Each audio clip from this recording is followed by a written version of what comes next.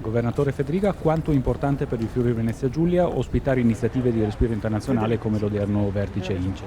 Trieste e il Friuli Venezia Giulia in queste giornate è al centro del dibattito internazionale per quanto riguarda diversi temi, penso dalla logistica all'innovazione, alla sicurezza, temi che ci riguardano da vicino perché il Friuli Venezia Giulia è al centro di questo territorio e mi auguro che proprio da iniziative di questo tipo possiamo essere in grado di comunicare ai paesi partecipanti, a tutte le diplomazie presenti, la strategicità della nostra regione e quindi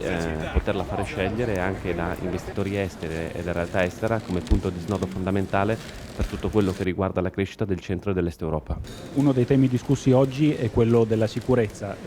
Quali sono i punti di maggiore interesse per il Friuli Venezia Giulia in questa prospettiva? Beh, intanto i controlli bilaterali dei confini, che sono quelli che stanno per partire insieme alla Repubblica di Slovenia, poi credo che ci sia un impegno che deve metterci tutta l'Unione per quanto riguarda le frontiere esterne dell'Unione stessa, che devono essere finalmente frontiere di legalità e di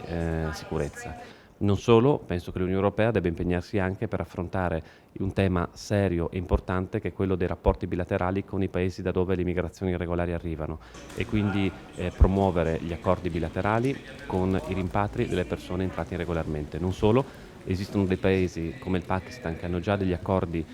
con il nostro paese, ma il Pakistan non riconosce i propri cittadini. La forza politica ed economica dell'Unione Europea dovrebbe imporre il rispetto di questi accordi.